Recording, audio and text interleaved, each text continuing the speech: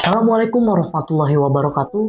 Rahayu biak tapraknya Jati Wisesa. Dina wengi ayeuna simkuring dirham Aurora Bahari sejak narencangan salira anu kulawargi aya di bumi kanggo ngabahas jurig ngaring kiwi akal ceurik.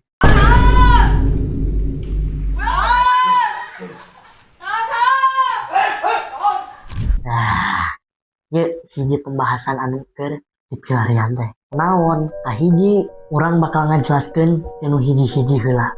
Kunaon urang bisa boga rasa sieun. Faktor kahijina eta urang sering konsumsi film-film anu bergenre horor atau uka-uka. Kaduana urang pernah terlibat atau pernah melakukan hal anu tos ngaganggu dua alam, nyaeta alam batur jeung alam urang sorangan. Dampakna anu geus ngalakukeun teu uni. Contoh nu ngalakukeun teu uni teh kumaha? Munyung.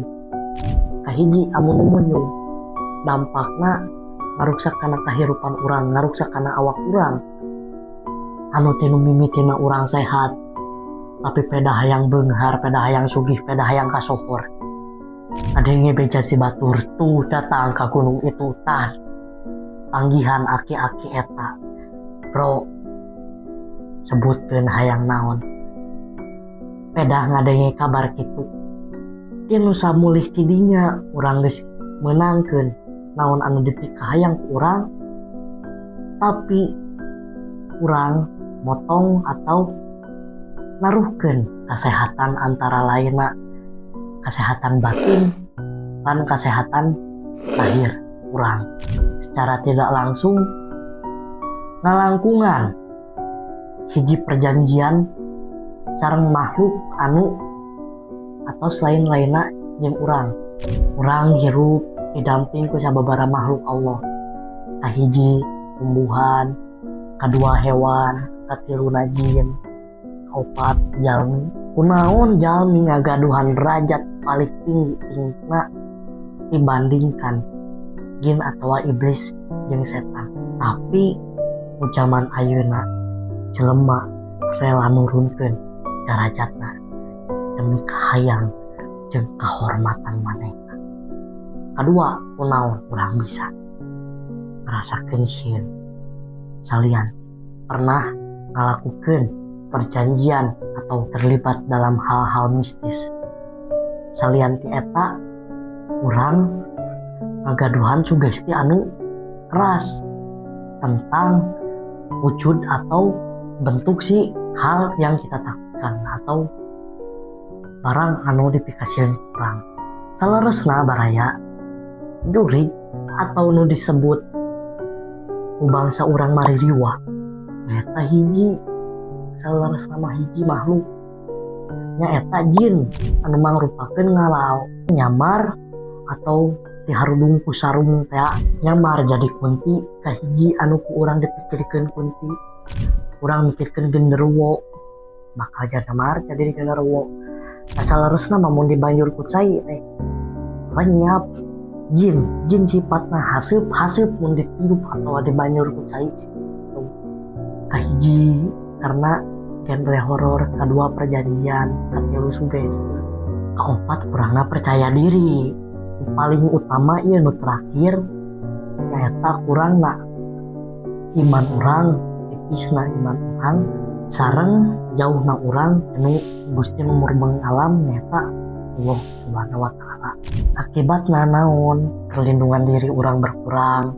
Sagala nu dipikirkeun bakal jadi kenyataan meskipun eta teh sakabehna bakal ngajadi. Lamun urang bersekutu dengan seueur faktor anu bakal disihareupan ku urang. Moal aya jalmi anu munjung sadayana berhasil. Soalna naon? Kahiji salah guru, amun teu salah guru salah tempat, amun teu salah tempat awak teu kuat.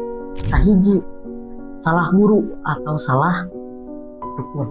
Nyaeta urang datang ka hiji jalma anu dipercaya ku urang, dianggap sakti mandraguna. Mun urang datang salah dukun, naon anu disingareupan ku urang?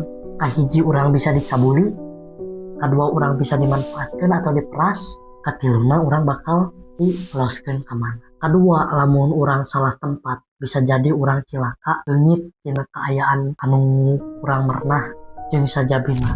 Terus kumaha cara nyingaripan rasa sieun atau cara nyingaripan si jurig eta teh? Aya sababaraha cara. Sebenarnya seueur nya cara-cara namangan ieu nu abdi dibocorkeun anu biasa dipake ku para ahli spiritualis nyaeta kahiji berpikir secara positif atau berpikiran dengan baik. Kedua, meningkatkan percaya diri yen urang teh teu boga kasieun salian ti Allah sareng kakolot. Katilu, mendekatkan diri kepada Tuhan yang Maha Esa atau minta perlindungan ka Gusti Numur Bangkalam. Kaopatna loskeun teh dina artian naon? Kahiji, lamun aya sakelibatan naon urang ulah mikirna etal jurig langsung kitu ka otak urangna pasti bakal sieunan. Carana mun ningali ngalangkung atau naon cekap api-api teu terang. Upami nuju nyoong HP tinggal nu ngalangkung bodas api-api teu terang. Upami nuju tuang aya nu seuri eta mah beurit. Tengah wengi aya nu kokolontrongan di dapur meureun sih. Saha nu keur masak si bibi atau saha kan. Nah, tos eureunan ti kituan lupados dampak ka hareupna urang mah sieunan, urang jadi leuwih geuna tentrem kana hirup urang, tentrem oge kana hirup alam itu. Anu disebat ngaruksak nagara batur bakal ruksak nagara sorangan nyaeta ngararapih nagara batur bakal rapih nagara sorangan. Urang ulah ngarasa jago, urang ulah ngarasa sakti, matak urang ngaruksak ke alam batur. Dasaleresna mah anu sakti anu naon teu aya. Contoh dina pikiranana pasti loba nu sararieun ayeuna keur usum teh taluh mandraguna atau santet atau guna-guna. Nah, sabenerna ieu hiji carita nu kudu dibongkar musim kuring. Nyaeta santet baheulana teh sanes keur nyari batur. Tapi keur ngumbaran batur anu ngagaduhan penyakit dalam tapi teu gaduh acis kanggo di rumah sakit. Nyaeta bocor jantung baran santet. Nya, bocor jantung baran santet. Lambung baran ku teluh kunaon jeung aya doa-doa khususna oge. Kumargi makin dieu zamana makin edan ai saur Nabi mah kapungkur mah penyihir teh nya wanita. Zaman ayeuna loba nu salah paham tentang pelet, tentang santet, tentang guna-guna teluh disalahgunakeun kumaha hanya nyeri batur, ngaruruksak batur. Jika contoh kaula bakal nyepil hiji ajen atau ajian tapi mau diteruskeun ka dituna. Da soalna kan benten picarioseun